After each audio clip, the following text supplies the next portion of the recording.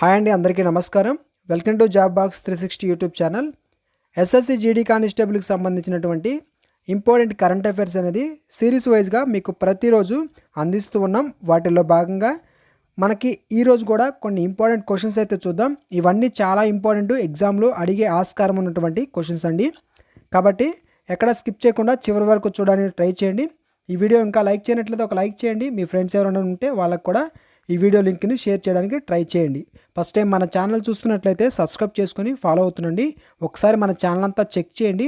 Important topics మీదే videos అనేది ఉంటాయి, కాబట్టి ఒకసారి చెక్ చేయండి. డిస్క్రిప్షన్లో టెలిగ్రామ్ గ్రూప్ లింక్ ఇచ్చాను. ఎవరైనా ఇంకా జాయిన్ అయినట్లయితే జాయిన్ అవ్వండి. ఎగ్జామ్కి సంబంధించి ఏదైనా అప్డేట్స్ వస్తే వెంటనే మీకు తెలియజేయడం జరుగుతుంది. అదేవిధంగా కొన్ని క్విజ్ క్వశ్చన్స్ కూడా మీకు అక్కడ అప్లోడ్ చేస్తున్నాను. లేటెస్ట్గా ఏ క్వశ్చన్స్ ఎగ్జామ్కి వచ్చే అవకాశం ఉందో వాటిని అప్లోడ్ చేస్తున్నాను, కాబట్టి వాటికి కూడా ఆన్సర్ చేయడానికి ట్రై చేయండి. ఇక క్వశ్చన్స్లోకి అయితే వెళ్దాం. First of all first question చూడండి. 26వ భారత ప్రధాన ఎన్నికల కమిషనర్గా ఎవరు నియమితులయ్యారు? Who became the 26th chief election commission of India? ఎవరు అంటే జ్ఞానేష్ కుమార్. ఎవరు? జ్ఞానేష్ కుమార్. మనకి ఇక్కడ చూసినట్లయితే భారత ప్రభుత్వం జ్ఞానేష్ కుమార్ని 26వ ప్రధాన ఎన్నికల కమిషనర్గా నియమించడం జరిగింది. 26వ ప్రధాన ఎన్నికల కమిషనర్గా నియమించడం అయితే జరిగిందనమాట. అయితే మనకి భారత ఎన్నికల సంఘం ఒక రాజ్యాంగ సంస్థ అనమాట. ఈ పాయింట్ కూడా మీకు గుర్తుండాలి. ఈసీఐ అనేది భారత ఎన్నికల సంఘం అనేది మనకి ఒక రాజ్యాంగ సంస్థ. ఇది భారతదేశంలో కేంద్రం మరియు రాష్ట్ర ఎన్నికల ప్రక్రియను నిర్వహిస్తుంది. అంటే ఇటు సెంట్రల్, అదేవిధంగా స్టేట్కి సంబంధించినటువంటి ఎలక్షన్ ఏదైతే ఉంటుందో దీన్ని కండక్ట్ చేసేది మనకి ఈ యొక్క భారత ఎన్నికల సంఘం అనమాట. 2025లో జరిగే 25వ ఎస్సీఓ శిఖరాగ్ర సమావేశం ఏ నగరంలో జరిగింది? In which city was the 25th SCO summit 2025 held? SCO అంటే ఏంటండి? Shanghai cooperation organisation. ఏంటి? షాంఘై కోఆపరేషన్ ఆర్గనైజేషన్ అనమాట ఎస్సీఓ అంటే. అయితే మనకి ఇక్కడ అడిగిన క్వశ్చన్ ఏంటి? విచ్ సిటీ అడిగారు. అదేంటి? తియాన్జిన్. ఏంటి? తియాన్జిన్ అనే సిటీలో మనకి ఈ యొక్క సమ్మిట్ అనేది జరిగింది. ఈ తియాన్జిన్ అనేది ఒక నగరం అండి. ఈ నగరం ఏ దేశంలో ఉంది? చైనా దేశంలో తియాన్జిన్ అనే ఒక నగరం అనమాట ఇది. అయితే మనకి దీని యొక్క హెడ్ క్వార్టర్స్ అడిగే అవకాశం కూడా ఉంటుంది. దీని యొక్క ఎస్సీఓ, ఓకేనా, షాంఘై కోఆపరేషన్ ఆర్గనైజేషన్ యొక్క హెడ్ క్వార్టర్స్ ఏదైతే ఉందో ఆ హెడ్ క్వార్టర్స్ ఎక్కడ ఉంది అంటే మనకి చైనాలోని బీజింగ్. ఏంటి? చైనాలోని బీజింగ్ అనే చోట హెడ్ క్వార్టర్స్ అనేది ఉంది. 2025 ఐసీసీ మహిళా ప్రపంచ కప్ ఫైనల్లో ప్లేయర్ ఆఫ్ ది మ్యాచ్గా ఎవరు నిలిచారు? Who was the player of the match in the ICC women's world cup 2025 final? ఎవరు నిలవడం జరిగింది? నెఫాలి వర్మ. ఎవరు? నెఫాలి వర్మ నిలిచారండి. 2025 ఐసీసీ మహిళా ప్రపంచ కప్ ఫైనల్లో అద్భుత ప్రదర్శన చేసినందుకు నెఫాలి వర్మకి player of the match award అనేది ఇవ్వడం జరిగింది. ఈ ప్లేయర్ ఆఫ్ ది మ్యాన్గా అవార్డు అనేది పొందడం జరిగిందనమాట.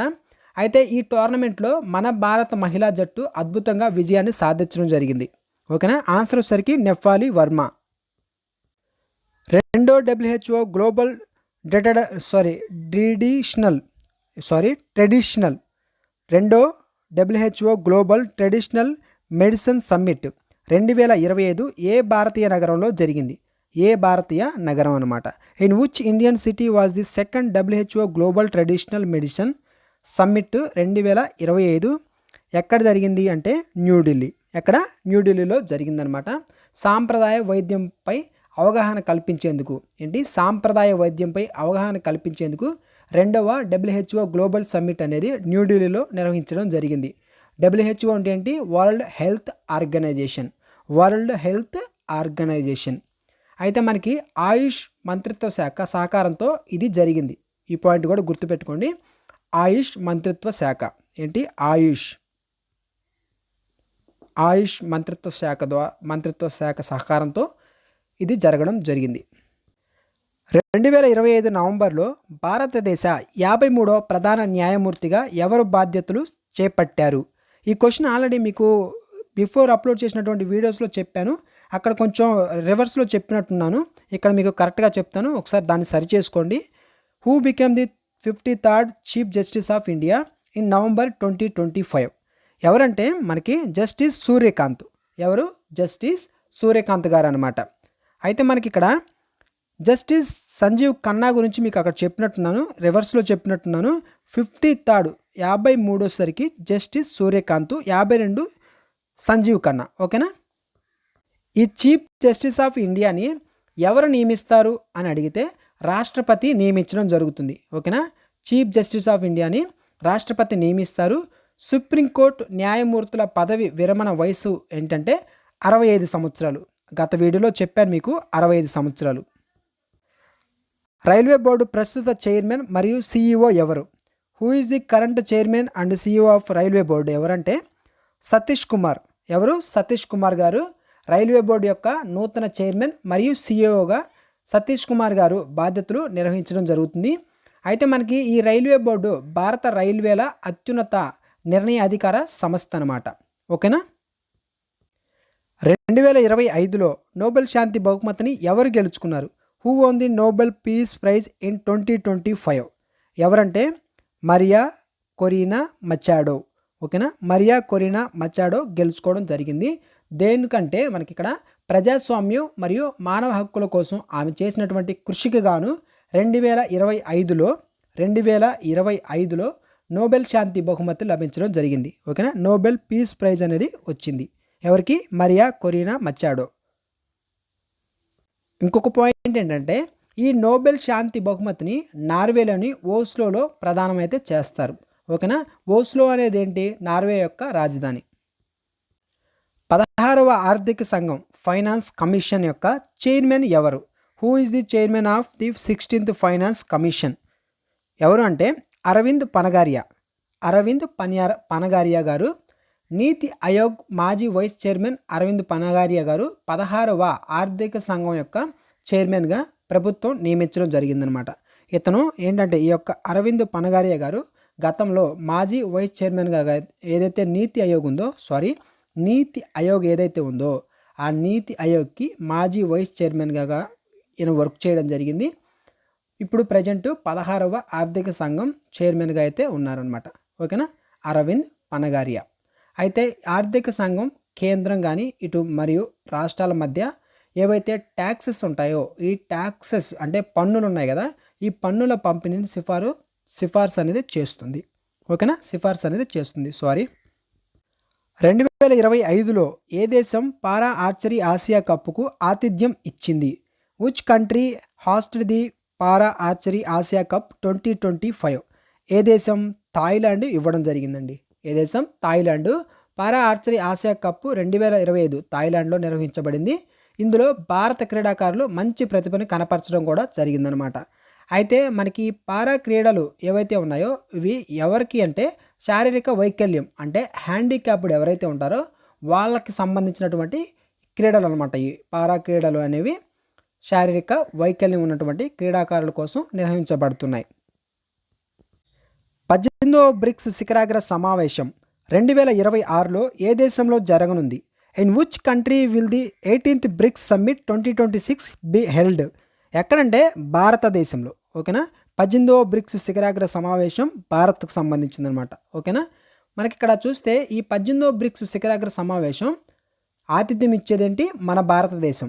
అయితే ఈ బ్రిక్స్లో మనకి బ్రెజిల్ కానీ, ఓకేనా, బ్రెజిల్, రష్యా, అదేవిధంగా ఇండియా, చైనా అండ్ దక్షిణాఫ్రికా సభ్య దేశాలుగా అయితే ఉన్నాయి. ఓకేనా? నీతి ఆయోగ్ ప్రస్తుత సిఇఓ ఎవరు? Who is the current CEO of నీతి ఆయోగ్? ఎవరంటే నిధి చిబ్బర్. ఏంటి? నిధి చిబ్బర్ అనమాట. నీతి ఆయోగ్ యొక్క ప్రస్తుత సిఇఓ నిధి చిబ్బర్. ఓకేనా? మనకి ప్రస్తుతం ఈ నిధి చిబ్బర్ను నీతి ఆయోగ్ కొత్త సిఇఓగా అయితే నియమించడం జరిగింది. అయితే మనకి నీతి ఆయోగ్ యొక్క చైర్మన్ ఎప్పుడు కూడా భారత ప్రధాని ఎవరైతే ఉన్నారో వాళ్ళే ఉంటారు. ఓకేనా? ప్రస్తుత భారత ప్రధాని ఎవరు? నరేంద్ర మోదీ గారు. వాళ్ళే ప్రస్తుతం నీతి ఆయోగ్ యొక్క చైర్మన్ అనమాట. మనకి ఇక్కడ అడిగింది సిఇఓ కాబట్టి ఆన్సర్ వచ్చేసరికి నిధి చిబ్బర్ అనమాట. ఇంకొక పాయింట్ ఏంటంటే ఈ నీతి ఆయోగ్ అనేది దేని ప్లేస్లో రీప్లేస్ చేశారు అంటే ప్లానింగ్ కమిషన్ ఏదైతే ఉందో ఈ ప్లానింగ్ కమిషన్ స్థానంలోకి నీతి ఆయోగ్ అనేది 2015 ఓకేనా జనవరి ఇప్పుడు జనవరి 1న రావడం జరిగింది. 2025లో జరిగిన 20వ G20 శిఖరాగ్ర సమావేశానికి ఏ నగరం ఆతిథ్యం ఇవ్వడం జరిగింది? Which city hosted the 20th G20 summit in 2025 అంటే మనకి ఇక్కడ ఏంటంటే జోహాన్స్బర్గ్. ఆప్షన్ బి కరెక్ట్ ఆన్సర్ అండి. అయితే ఈ 20వ G20 సమ్మిట్ 2025లో దక్షిణాఫ్రికాలోని జోహాన్స్బర్గ్ నగరంలో జరిగింది. ఈ పాయింట్ గుర్తుపెట్టుకోండి. అయితే మనకి ఇక్కడ కొన్ని పాయింట్స్ చూస్తే దీనికి సంబంధించి దీని యొక్క థీము, ఈ సమ్మిట్ యొక్క థీమ్ ఏంటంటే సాలిడారిటీ, ఈక్వాలిటీ అండ్ సస్టైనబిలిటీ అనేది ఈ యొక్క ఏదైతే G20 ఉందో దీని యొక్క థీమ్ అనమాట. ఈ G20 ఏదైతే ఈ G20 ఉందో దీంట్లో 19 దేశాలు 19 దేశాలు మరియు యూరోపియన్ యూనియన్, ఆఫ్రికా యూనియన్లు సభ్యులుగా అయితే ఉన్నారు. భారత్ 35వ విదేశీ వ్యవహారాల కార్యదర్శి ఎవరు? ఫారెన్ సెక్రటరీ ఎవరు అంటే మనకి విక్రమ్ మిశ్రీ అనమాట. Foreign secretary Vikram Misri. Senior దౌత్యవేత్త విక్రమ్ మిశ్రీ భారతదేశ 35వ విదేశీ వ్యవహారాల కార్యదర్శిగా అయితే బాధ్యతలు చేపట్టారు. అయితే మనకి విదేశీ వ్యవహారాల మంత్రిత్వ శాఖలో ఇది అత్యున్నత పరిపాలనా పదవి అనమాట. ఈ పాయింట్ కూడా మీకు గుర్తుండాలి. 2025 సిడ్నీ క్లాసిక్ స్క్వాష్ టైటిల్ను ఎవరు గెలుచుకున్నారు? Who won the 2025 Sydney classic squash title అంటే సౌరవ్ ఘోషల్ గెలుచుకోవడం జరిగిందండి. భారత్ స్క్వాష్ స్టార్ సౌరవ్ ఘోషల్ ఆస్ట్రేలియాలో జరిగినటువంటి 2025 సిడ్నీ క్లాసిక్ టైటిల్ను గెలుచుకోవడం జరిగింది. ఓకేనా, కైవసం చేసుకోవడం జరిగిందనమాట. అయితే సౌరవ్ ఘోషల్ భారతదేశ తరపున అంతర్జాతీయ స్థాయిలో అత్యంత విజయవంతమైనటువంటి స్క్వాష్ క్రీడాకారుల్లో ఒకరుగా నిలవడం జరిగింది. 2025 యుఎస్ ఓపెన్ పురుషుల సింగిల్స్ టైటిల్ విజేత ఎవరు? Who won the 2025 US open men's single title అంటే కార్లోస్ అల్క్రాజ్ అనే వ్యక్తి టైటిల్ని గెలుచుకోవడం జరిగిందనమాట. అయితే మనకి ఇక్కడ స్పెయిన్ టెన్నిస్ స్టార్ ఇతను ఎవరు? స్పెయిన్ టెన్నిస్ స్టార్ అనమాట ఇతను. అయితే ఇతను ఈ 2025 యుఎస్ ఓపెన్ పురుషుల సింగిల్స్లో టైటిల్ని గెలవడం జరిగింది. మనకి ఈ యొక్క యుఎస్ ఓపెన్ అనేది ప్రతి సంవత్సరం జరిగే 4 గ్రాండ్ స్లామ్ టెన్నిస్ టోర్నమెంట్లో ఒకటనమాట. 4 గ్రాండ్ స్లామ్ టెన్నిస్లు జరిగితే వాటిలో ఒకటి యుఎస్ ఓపెన్ కూడా. స్పీకర్ ఆఫ్ ది నెసెట్ మెడల్ను అందుకున్న మొదటి గ్లోబల్ లీడర్ ఎవరు? Who became the first global leader to receive the speaker of the Knesset medal? ఎవరు గెలుచుకోవడం జరిగిందంటే మన దేశ ప్రధాని అయినటువంటి నరేంద్ర మోదీ గారు గెలుచుకోవడం, ఈ యొక్క మెడల్ని సాధించడం జరిగిందనమాట. నరేంద్ర మోదీ గారు ఓకేనా ఈ మెడల్ని అందుకోవడం జరిగింది. అయితే ఇజ్రాయెల్ పార్లమెంట్లో ఇచ్చేటటువంటి ప్రతిష్టాత్మకమైనటువంటి స్పీకర్ ఆఫ్ ది నెసెట్ అనే మెడల్ని పొందిన మొదటి ప్రపంచ నాయకుడిగా నరేంద్ర మోదీ గారు అయితే నిలవడం జరిగింది. ఓకేనా, మనకి ఇజ్రాయెల్ పార్లమెంట్ ఏదైతే ఉంటుందో దాన్ని నెసెట్ అంటారు. ఏమంటారు? నెసెట్ అని చెప్పేసి అనడం జరుగుతుంది. ఇది కూడా చాలా ఇంపార్టెంట్. ఇజ్రాయెల్ పార్లమెంట్ని నెసెట్ అని పిలుస్తారు.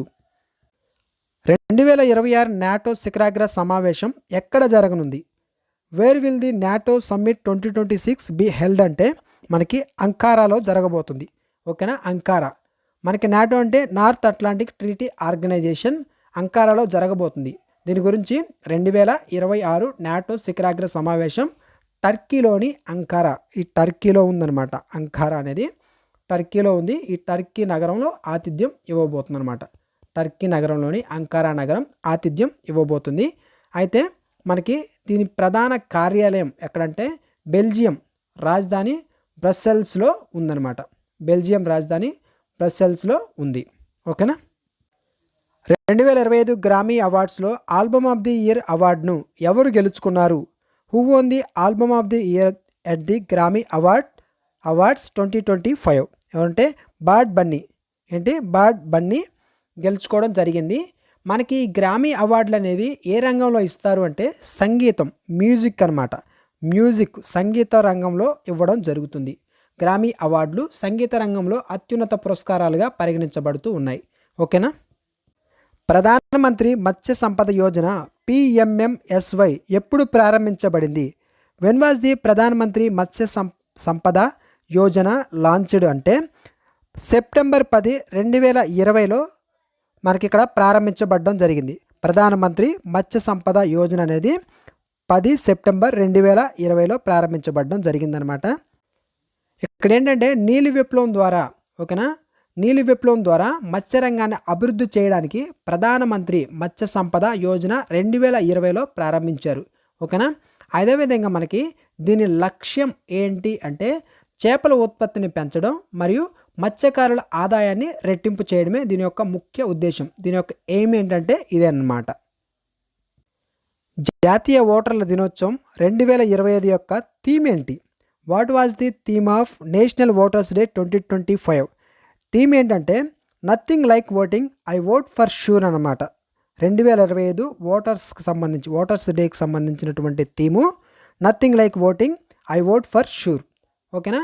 మనకి ప్రతి సంవత్సరం జనవరి 25న 25న ఈ ఓటర్స్ డే అనేది జరుపుకుంటారు. జనవరి 25న.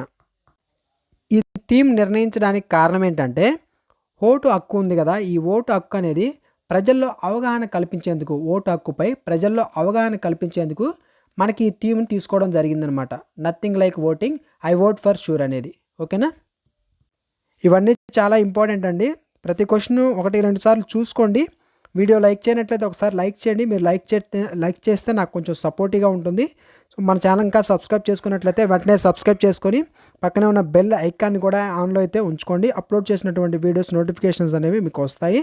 టెలిగ్రామ్ గ్రూప్లో ఎవరైనా జాయిన్ అయినట్లయితే జాయిన్ అవ్వండి. జాబ్ బాక్స్ 360 అని మీరు సెర్చ్ చేసినా టెలిగ్రామ్లో కనిపిస్తుంది, లేకుంటే డిస్క్రిప్షన్లో లింక్ ఇచ్చాను, క్లిక్ చేసి జాయిన్ అవ్వండి.